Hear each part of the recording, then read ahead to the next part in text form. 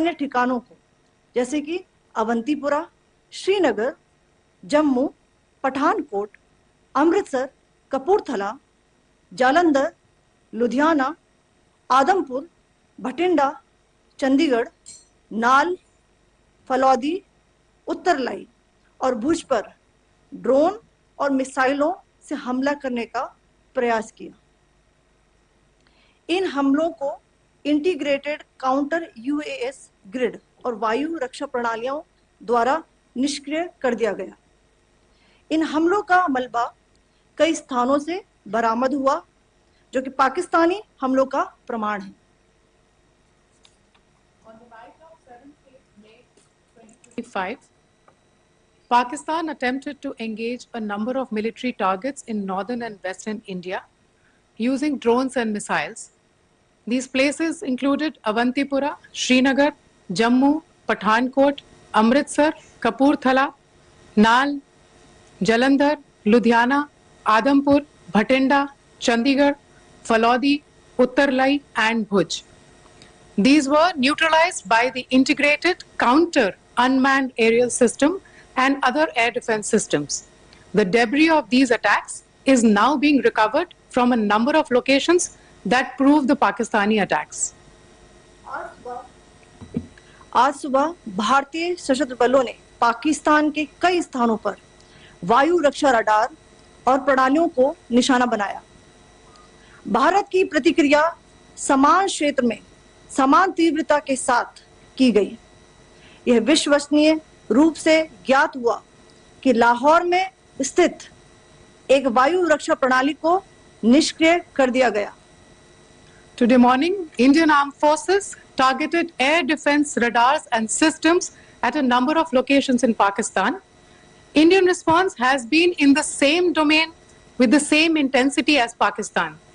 It has been reliably learnt that an air defense system at Lahore has been neutralized.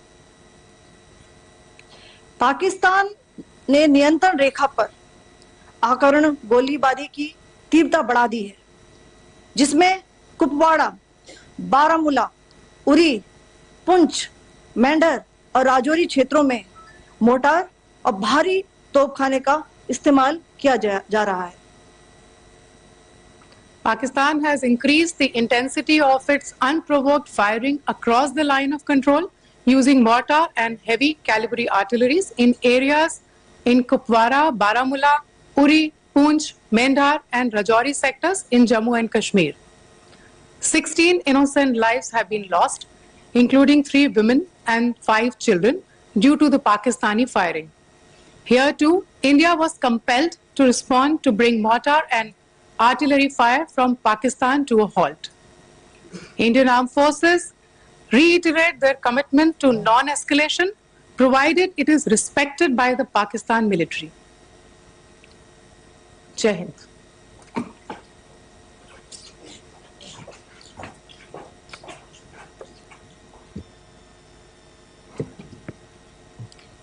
Thank you.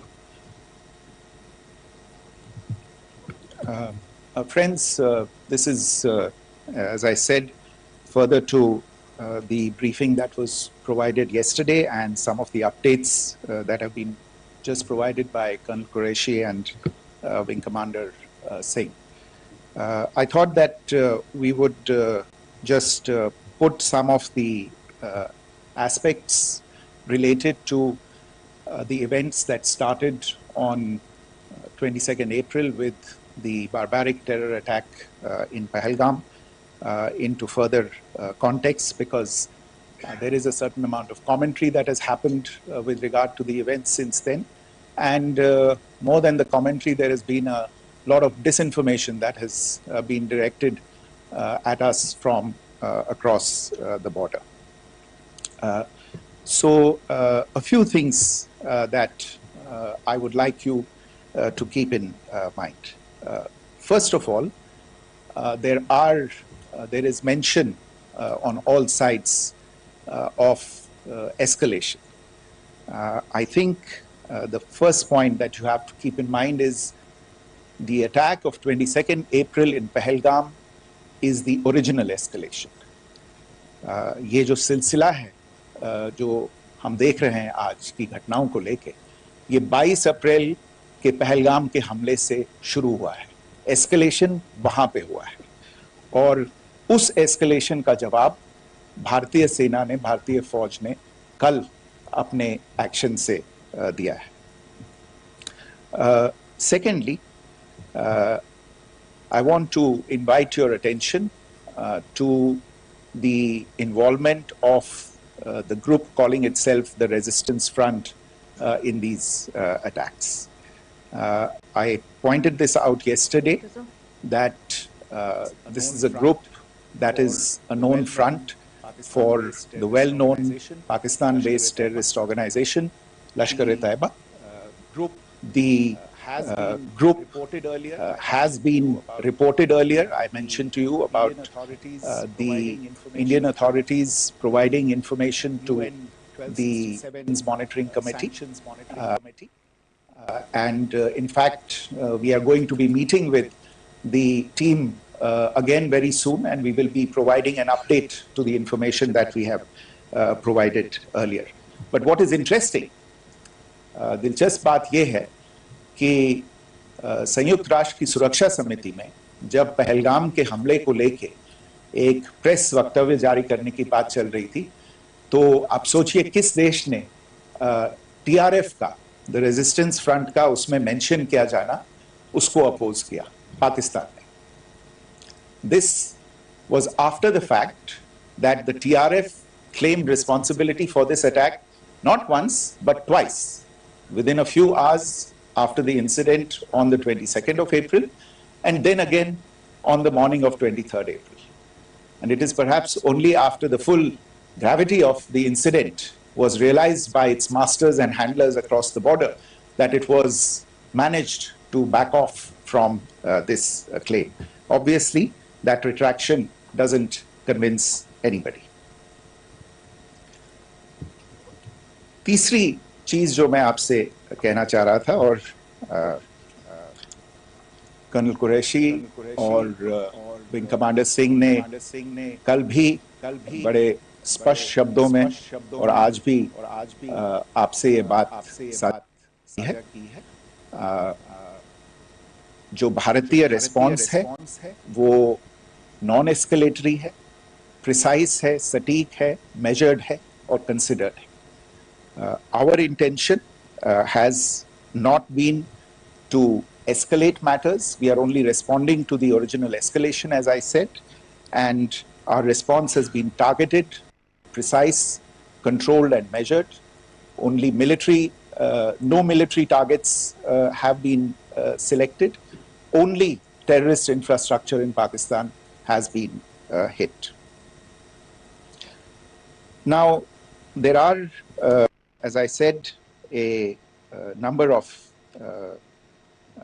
issues that have been raised in commentaries, and there's a lot of, as I said, unfounded disinformation and fabrication that has come from across the border. And I would just like to use this opportunity to set the record straight on some of these issues. The first of these is Pakistan trying to wash its hands off any and all involvement with terrorism.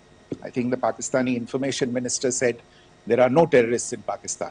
And I think he was challenged on that in the television program that he was appearing on.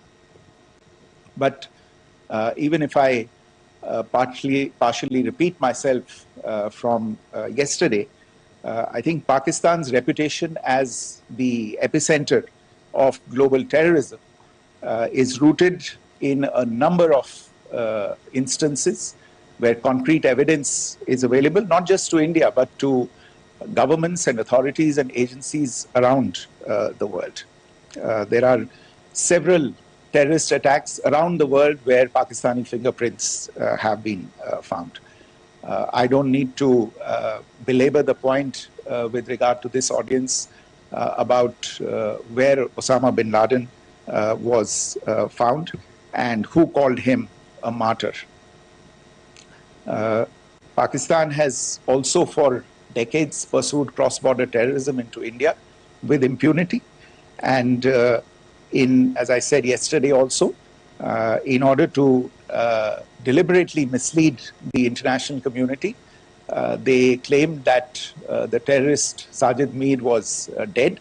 They came under pressure, and Sajid Mir was then brought back to life, arrested, and is now apparently in Pakistani custody. Pakistan is also home to a very large number of UN proscribed as well as UN proscribed terrorists, as well as terrorists proscribed by a number of other governments in the world, including, of course, the Lashkar-e-Taiba and the Jaish-e-Mohammed, as well as their leaders, Masood Azhar and Hafiz Mohammed Saeed. आपने देखा होगा हाल ही में पिछले कुछ दिनों में पाकिस्तान के रक्षा मंत्री और उनके पूर्व विदेश मंत्री दोनों ने इस बात को माना है कि पाकिस्तान का ऐसे ग्रुप्स के साथ जो रिश्ता है वो क्या रहा है. Both the defense minister and the former foreign minister of Pakistan, I think they've done a more eloquent job of this than I could ever do in terms of describing their country's implication in international terrorism and their involvement in housing these kinds of groups. दूसरा जो विषय है वो है पाकिस्तान का जो एक दावा है कि एक इंटरनेशनल impartial investigation होना चाहिए, एक joint investigative committee होनी चाहिए. These calls for jointly investigating this heinous and barbaric attack in Pahalgam. Again, I think you know the history well on this. You know the track record well, and it is not a bright track record insofar as Pakistan is concerned. In fact, in the pursuit of justice for the victims of multiple terrorist attacks, whether it be Mumbai in 2008, in Pathankot in 2016, or many others, but in particular for these two attacks, India had offered to cooperate. India provided forensic evidence and urged Pakistan to bring the perpetrators of these attacks to justice. We, in particular with regard to the Mumbai attacks of 2008, where a Pakistani Lashkar-e-Taiba terrorist was captured alive, India provided extensive information and evidence related to the involvement of Pakistani terrorists in this attack. Cases were registered, but you are all aware that these cases have not progressed despite the formation of judicial teams, etc. And Pakistan has consistently stonewalled all efforts to move the investigation along. In fact, with regard to the Pathankot attack as well, a joint investigative team was formed. We gave access, unprecedented access, I should say, to Pakistani team to the site of the attack. Details of call records data and DNA, etc. were shared with Pakistan. We had shared with them details related that we had been able to access to the addresses of terrorists. We presented evidence against the office bearers of Jaish-e-Mohammed who had conspired in the attack and the handlers of the terrorists who facilitated them and guided them in. But there has been no movement on this. So in all of this, I think the experience has not been positive, and it certainly doesn't give us the confidence now to take at face value Pakistani assertions of wishing to participate in a joint investigation. These are just delaying tactics. These are just stonewalling tactics. And in fact, there is reason to believe that Pakistan uses the evidence that we provide only to cover its tracks and, in fact, defend the terrorists who we are looking for and obstruct the path of investigation. A third point that I wanted to address was the claim that only civilians were killed in the strikes on the 7th of May. We have made the point very clearly that all attacks on the morning of 7th May were against carefully selected terrorist infrastructure, terrorist targets. It is not clear to us, in fact, seeing some of the coverage of the after effects of these strikes, including the funerals for the terrorists that are held yesterday. I think a lot of you have seen the reports and the coverage on media. If only civilians, if any civilians were killed in these attacks, I wonder what message this picture actually sends to all of you. This is a question that is worth asking. It's also odd that the funerals of civilians are carried out with the coffins being draped in Pakistani flags and state honors being accorded. As far as we are concerned, the individuals eliminated at these facilities were terrorists. Giving terrorist state funerals may be a practice in Pakistan. Doesn't seem to make much sense to us.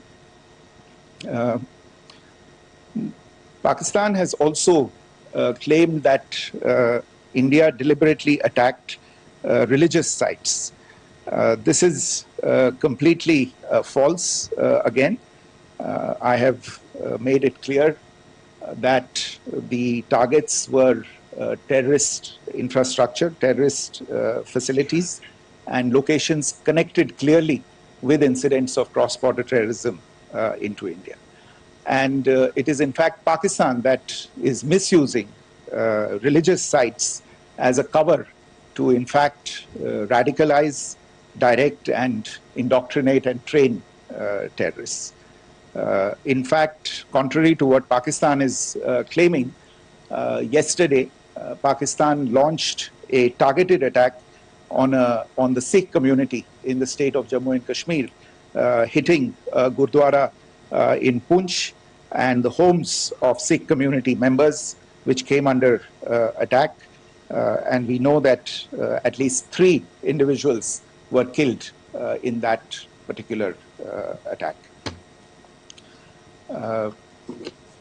Pakistan is also making attempts to, in fact, just to add to this point, the retaliatory action that Pakistan has taken, in fact, is impacting civilians. I showed you the picture of the Gurdwara and the Sikh community members who were killed in this. There are other civilians also who've been killed and injured in these attacks. In fact, since yesterday morning, a total of 16 civilians have been killed and 59 others have been injured in the attacks by Pakistan.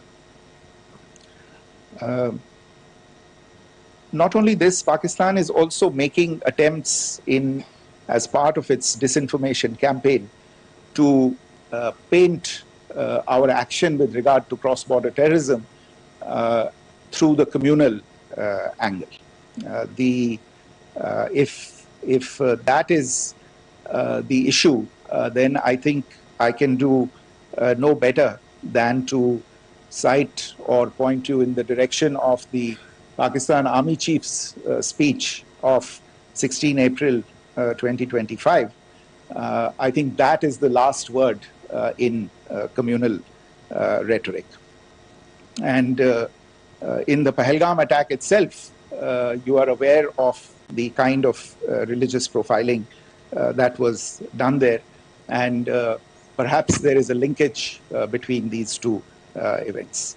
I can only say that these nefarious designs will not be allowed to succeed in India. And it is to be noted that people from all faiths, all religions, all regions in India have unequivocally, not just in India but around the world, have condemned these attacks. The Pakistani claims of now responding to India's strikes of the 7th of May. As I said right at the outset, it is India which is responding. The original escalation was by Pakistan on the 22nd of April. We are the ones who are responding to that escalation with the action that was taken yesterday morning. And again, I would like to emphasize that the action was restrained. It was directed towards non-civilian, non-military targets and confined to terrorist camps. And again, as we have been saying since yesterday, any further action by Pakistan, some of which we are seeing today, is nothing but escalation by Pakistan now, once again, and will be responded to and is being responded to appropriately. One point that I wanted to also address was the allegations to the targeting of a dam, the Neelam Jhelum project in Pakistan-occupied Kashmir. I want to say that this is an absolute and complete fabrication and a blatant lie. India has targeted only and only terrorist infrastructure, and the details of that, that terrorist infrastructure, together with the locations, were shared with you yesterday by Colonel Qureshi and Wing Commander Singh. I should note that if this kind of a claim is a pretext for targeting Indian infrastructure of a similar nature, Pakistan will be entirely responsible for the consequences that will undoubtedly follow. Finally, I want to address the some issues that have been raised related to the Indus Waters Treaty and the disinformation that has been raised in regard to that as well. The fact is that there have been fundamental changes in the circumstances in which the Indus Waters Treaty was concluded, and they call for a reassessment of the obligations under the treaty. Over the last year and a half to 2 years, India has been in communication with the government of Pakistan. We've sent several notices to them requesting for negotiations to discuss modification of the treaty. India has for 6+ decades now honored the treaty, even during periods when Pakistan imposed multiple wars on us, and even when relations were adversarial. Pakistan is the one that has been acting in violation of the treaty, deliberately creating legal roadblocks in India exercising its legitimate rights on the Western rivers. Any projects that India sought to build on the Eastern rivers, and even on the Western rivers, which we are allowed to by the treaty, were always challenged by Pakistan, thereby hampering our rights to utilize our legitimate waters under the treaty. In fact, if you see, the preamble of the treaty itself states that the treaty was concluded in a spirit of goodwill and friendship. Mark those words, concluded in a spirit of goodwill and friendship. ये भारत का धैर्य और भारत की सहनशीलता है जो 65 साल से हम इतनी प्रोवोकेशन के बावजूद इस ट्रीटी को निभा रहे हैं. However, as has been made clear earlier as well, Pakistan has not responded to our requests to enter into negotiations for a reassessment of the obligations under the treaty. A number of conditions have changed. This is a treaty that was based on the engineering techniques of the 50s and the 60s. We are living through the first quarter of the 21st century. Technological changes and technological advancements have to be taken into account. There are demographic changes, there are climate changes that have taken place, there is the imperative of clean energy, and of course the terrorism that Pakistan has wreaked in the state of Jammu and Kashmir itself has hampered India's ability to exercise its rights under the treaty. Pakistan's persistent refusal to respond to our requests to enter into government-to-government negotiations on the modification of the treaty is, in a sense, itself a violation of the treaty. And therefore, India has taken the step of putting the treaty in abeyance until Pakistan abjures irrevocably its support for cross-border terrorism. Maybe I'll stop there. I mentioned earlier yesterday as well that this is an evolving situation. I would therefore ask all of you to be considerate and restrained. It will not be possible for us or my colleagues from the armed forces to share operational details at this point in time. Beyond that, if you have any questions, may I have time for only a few, and I'll try to answer those questions. Okay, I give the floor to Rishabh. On Secretary, good evening. This is Rishabh from Times Now. I just wanted to understand, as per the press release that has been released earlier today, it says that we have successfully hit at the air defense of Lahore.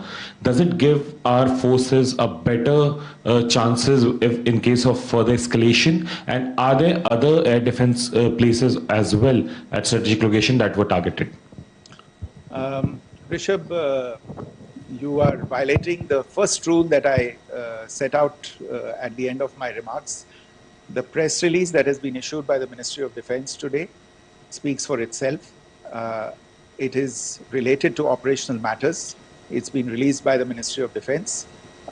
As more information becomes available, it will be released at the appropriate time. Once again, please don't go into operational details at this point in time, because this is a constantly evolving situation. Yeah, go ahead. Foreign Secretary Smita Sharma, just wanted to ask, the Pakistani Minister Ishaq Dar in an interview has claimed that the national security advisors of India and Pakistan have spoken to each other. If you could confirm or deny, and is complete severance of diplomatic ties with Pakistan also on the table? I have no information with regard to contacts between the two national security advisors. Insofar as diplomatic relations are concerned, you've seen the steps that were announced in response to the following the meeting of the Cabinet Committee on Security on the 23rd of April. There are no further steps that are under consideration at this moment in time. Here, go ahead. Foreign secretary, मेरा नाम मनीष है, मैं TV9 Bharatvarsh से हूं, और आपने खुद ही बताया कि कितना मिस इन्फॉर्मेशन क्रॉस बॉर्डर से आ रहा है, बल्कि ऐसा लग रहा है जैसे पाकिस्तान के प्राइम मिनिस्टर और डिफेंस मिनिस्टर तक भी प्रोपेगेंडा करने में मिस इन्फॉर्मेशन में आ गए हैं. वो कई बार तो ये तक दावा करते हैं कि हम 3 राफेल हमने गिरा दिया, इतने हमने मिग गिरा दिए, और जब उनसे पूछा जाता है तो वो कहते हैं कि सोशल मीडिया में हमने ये सब चीज़ें देखी थी.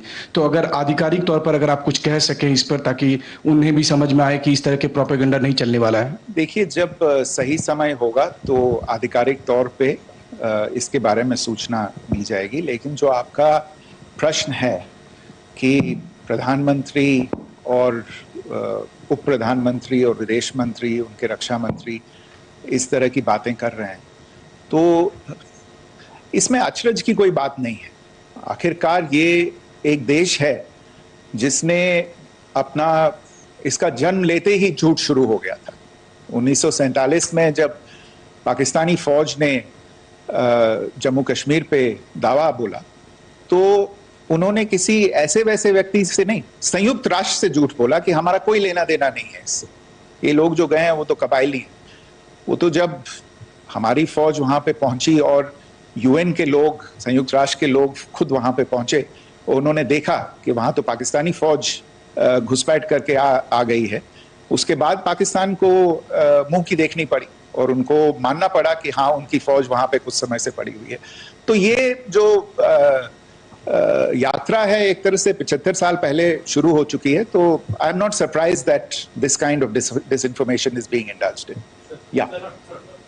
Siddhant. Sir, Siddhant from Beyond. Sir, we have seen a lot of negative comments coming from the Pakistani military of escalation. If tomorrow there is an escalation, there are strikes, we know one attempt has been thwarted, what will be the Indian response to those attempts of creating more escalation? Because it is looking like it's going towards more escalation. And my second question is, are any other world powers, essentially the P5 countries, the West Asian countries, reaching out to de-escalate the current situation? Look, on escalation, we've already made our stance clear. I mean, there are two basic points. First of all, it is Pakistan that escalated on the 22nd of April. We are only responding to that escalation. And then what we have said yesterday and what my colleagues have said today, that now if there is an attempt at further escalation by Pakistan, it will be responded to in an appropriate domain. And therefore, the choice is entirely that of Pakistan to make. As to your second question, I don't think I can do better than to point you in the direction of the statements that are being made from practically every chancellery in the world and the sentiment that they are carrying. That sentiment essentially and for the major portion is support for the government of India in the context of the condemnation of the terrorist attack in Pahalgam on the 22nd of April. There is wide recognition of the government of India's right to respond to these attacks in self-defense, and of course a desire to ensure that there is not further escalation. I think these statements speak for themselves. Yeah. There. Sir, this is Mausami from India Today. Now, in the all-party meeting, we have learned that the defense minister has said that, you know, in the operations in Sindoor, almost 100 terrorists were killed. Would we have any details about what is the number like, and also about if there were any big faces, masterminds, terrorist masterminds who were in fact killed? There is also a report that Masood Azhar's family's 10 members have been killed, and Rauf Asghar, who was actually the mastermind of only military, no military targets have been selected. Only terrorist infrastructure in Pakistan has been hit. Only military, no military targets.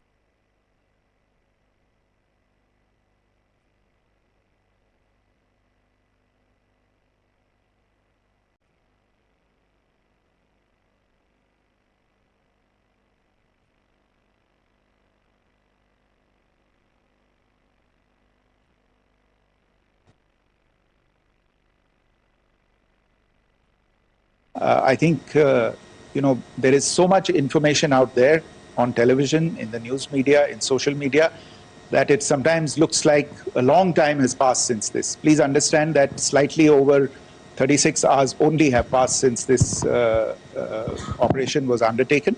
Let us have some patience. Information will come out. It will be shared in due time. Shruti. Thank you, Foreign Secretary. Shruti Ranjan from Bloomberg. Sir, could you give us any understanding whether India has moved the IMF or the World Bank to kind of, you know, sensitize them about the the bailout that Pakistan has, and, you know, the kind of stuff that the Pakistan government is doing? Look, we have an executive director at the IMF. Tomorrow there is a meeting of the board of the IMF, and I'm sure that our executive director will put forward India's position. The decisions of the board are a different matter. You know the process through which they are made. But I think the case with regard to Pakistan should be self-evident to those people who generously open their pockets to bail out this country. And since you are from Bloomberg, I think you would have the data on how many IMF bailout programs have been, very good, thank you, have been sanctioned in the space of the last 3 decades. And I think you would also have an idea of how many of those programs have actually reached successful conclusion. Probably not many. So I think this is a decision that board members have to take by looking deep within themselves and looking at the facts. So we can, one last question, sir. Yeah. One last question. Foreign Secretary, I'm Siddhant from CNN News 18. I would like to know, since it's an opportunity to speak to you, I would like to know the response coming from United States since last 3 weeks. Saudi Arabia, Qatar. In fact, Prime Minister Modi spoke to Qatar before the strikes that evening. Perhaps how do you read the support coming from these countries? Perhaps traditionally they were seen on the other side. This time around, their statements are strong worded. In fact, India-Saudi joint statement also had a very strong condemnation, strong worded condemnation. United States at all level have condemned the attack and have extended support. In fact, Saudi Deputy Foreign Minister is in India. He just met EMS Jaishankar. Also, if you could shed some light on his visit, his meeting with EMS Jaishankar. In fact, we have also been told that he met Prime Minister Modi. Thank you. Look, all the countries that you named and many others, we have been in touch with them. The Prime Minister has spoken to a large number of world leaders. A large number of world leaders have called him, as have called the External Affairs Minister. As we speak, there are conversations going on today as well with world leaders. And your assessment or conclusion of the general tenor of these messages is very much on point. And I think this is a recognition of the fact, firstly, of the barbaric nature, the unprecedented nature and character and features of the attack in Pahalgam, and a recognition of India's right to respond to this, and also a recognition of the fact that in responding, we have been nothing but responsible and have done so in a restrained, in a measured, and in a non-escalatory manner. I think that counts for something. People have taken that into account, and that is what is explaining the kinds of reactions that we are seeing. And we appreciate the sentiments and the statements that have been made by the vast majority of world leaders. Yes, the Saudi Minister of State for Foreign Affairs is in Delhi. He had a meeting with the External Affairs Minister earlier today. I don't have further details at this moment, but if there are details, the ministry will share them at some point with you. Thank you. I think that's all we have time for today. We'll join you again soon. Thank you all. Thank you. Television, in the news media, in